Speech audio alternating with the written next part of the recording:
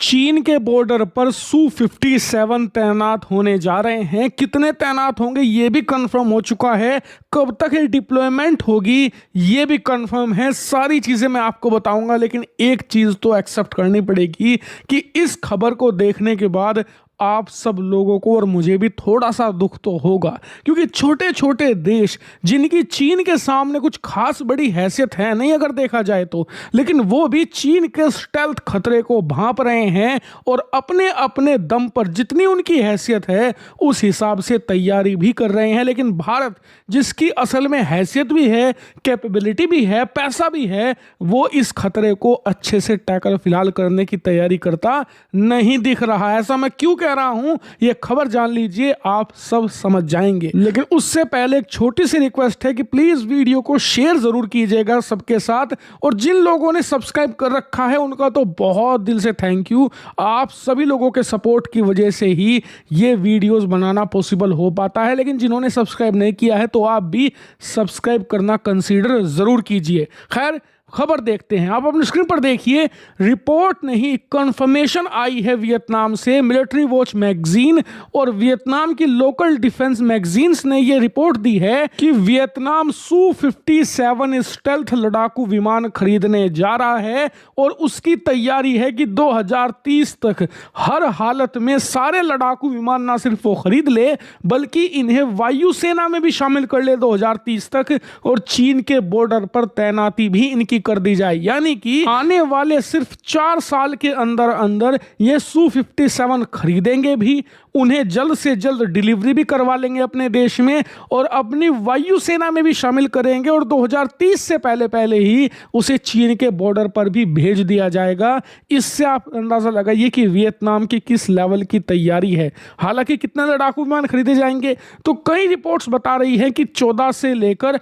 24 के बीच में वियतनाम खरीदेगा, और ये संख्या डिपेंड करेगी Su-57 की पर यूनिट डील पर। यानी कि कितने का Su-57 मिलता है उसी हिसाब से ये संख्या निर्धारित करेंगे। लेकिन जहां तक मुझे पता है वियतनाम के बहुत बहुत तगड़े संबंध है रशिया के साथ, जैसे भारत के साथ है बिल्कुल वैसे ही, इसीलिए इन्हें काफी सस्ते दामों पर मिलने वाले हैं Su-57। तो कम से कम 24 तो ये बिल्कुल खरीदेंगे, यानी कि लगभग 1 से लेकर 1.5 स्क्वाड्रन। लेकिन हैरानी का कारण ये नहीं है कि वियतनाम Su-57 खरीद रहा है, हैरानी का कारण है इसके पीछे की वजह है। दरअसल इसके पीछे की सबसे बड़ी वजह है, वियतनाम मानता है कि एक ना एक दिन उसकी लड़ाई होकर रहेगी चीन से। जैसे जैसे वियतनाम अपने आप को ग्रो कर रहा है, जैसे जैसे विकसित बनता जा रहा है वियतनाम, वैसे वैसे चीन को जलन महसूस दे रही है।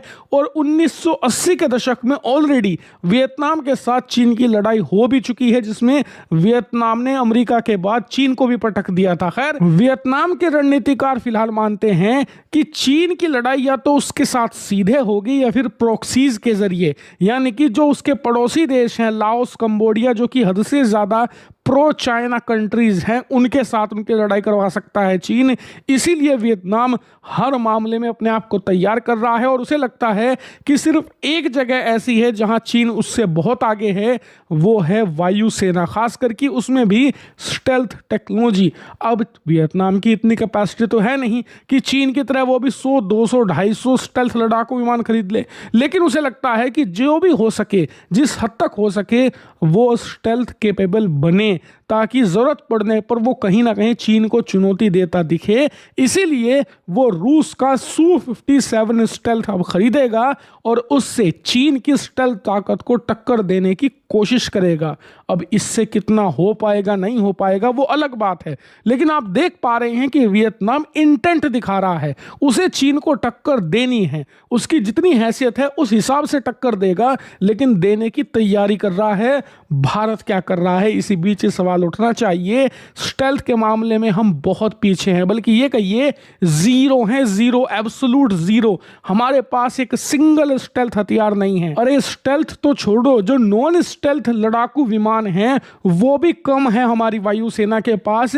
इसीलिए चीन को चुनौती हम कैसे देंगे। उधर चीन तैयारी कर रहा है 2035 तक 1000 स्टेल्थ लड़ाकू विमान अपनी वायुसेना में शामिल करने को। ऑलरेडी उसके पास 300 हैं J-20 और J-35 के रूप में, और उनके भी वो अलग अलग संस्करण बना रहा है, अलग अलग अपग्रेडेड वेरिएंट लेकर आ रहा है और उन्हें लगातार बेहतर बना रहा है।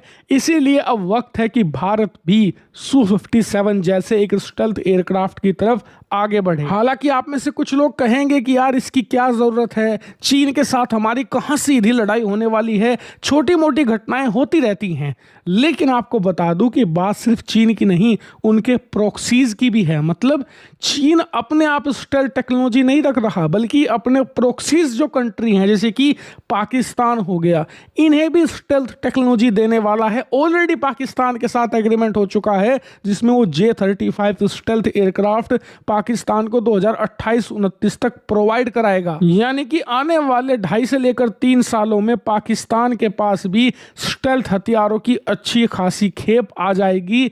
हम क्या करेंगे, ये सवाल पूछा जाना चाहिए। और आप जरा खुद सोचिए, भले ही चीन के साथ हमारी सीधी लड़ाई की ज्यादा संभावना ना हो, लेकिन पाकिस्तान के साथ तो पूरी है। ऑपरेशन सिंदूर आज भी हमारा चल रहा है। बस भारत सरकार के ऑफिशियल बयान के अनुसार हमने पोज लिया है, यानी कि रोक दिया है, उसे खत्म नहीं किया है। कल को ऑपरेशन सिंदूर 2 या उसके जैसा कोई और मिलिट्री एक्शन पाकिस्तान पर किया जा सकता है। ऐसी स्थिति में आप खुद सोचिए, पाकिस्तान के पास होंगे स्टेल्थ हथियार जिससे कि वो भारत के खिलाफ एयर सुपीरियरिटी हासिल करने की पूरी कोशिश करेगा।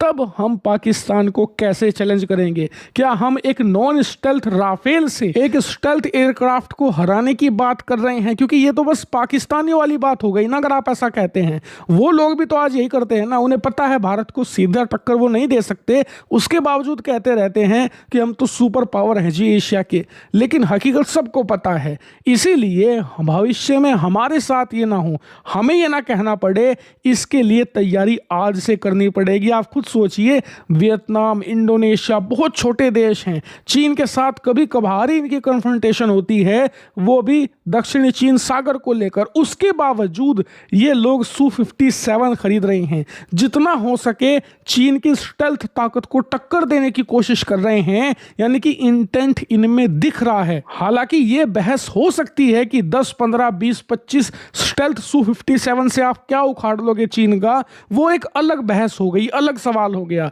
लेकिन कम से कम आपको उनकी तैयारी दिख रही है। आज वो भले ही 10-15 खरीद रहे हैं, 4-5 साल बाद 20-25 और खरीदेंगे, उसके 2-2.5 साल बाद 20-25 और खरीदेंगे। ऐसे करके वो एक अच्छी खासी स्टेल्थ फ्लीट तैयार कर लेंगे। लेकिन उसके लिए कहीं से तो शुरुआत उन्हें करनी पड़ेगी। वो शुरुआत उन्होंने कर दी है, लेकिन अब हमें भी अपने आप से सवाल पूछना है कि इस स्टेल्थ टेक्नोलॉजी की रेस में हम अपनी शुरुआत कहां से करने वाले हैं। ये बहुत जरूरी सवाल है और इसका जवाब अब पूछा जाना चाहिए। हालांकि इस पर आपका क्या ओपिनियन है, कमेंट करके जरूर बताइएगा। Thank you very much for watching video.